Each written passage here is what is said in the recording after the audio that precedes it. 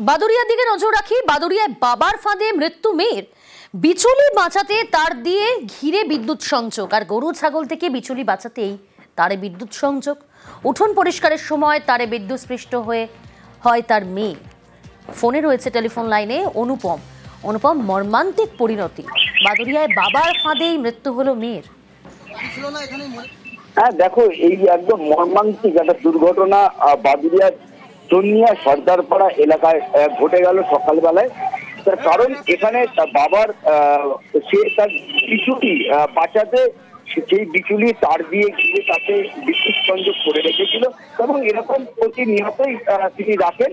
এবং আজ সকালে তার মেয়ে পদ্মবতী সাধন 20 বছর বয়স, যখন সেই উঠোন পরিষ্কার করতে যায় তখন সেই তারে হাত লাগে এবং সে বিদ্যুৎস্পৃষ্ট হয়ে ঘটনাস্থলে মারা যায়। এবং তার মা বাবা বা তার পরিবারের লোকজন যখন বুঝতে পারে যে তার মেয়ে মারা গেছে তখন কিন্তু বাড়ি ছেড়ে তার পরিবার কিন্তু পালিয়ে যায়। এলাকার মানুষ বাদুড়িয়া থানায় খবর দিলে বাদুড়িয়া থানার পুলিশ এসে দেহটি উদ্ধার করে বসিরহাট জেলা হাসপাতালে পাঠিয়েছে ময়না তদন্তের জন্য। যদিও এই বিষয় কিন্তু এতটা চিন্তনীয় বলে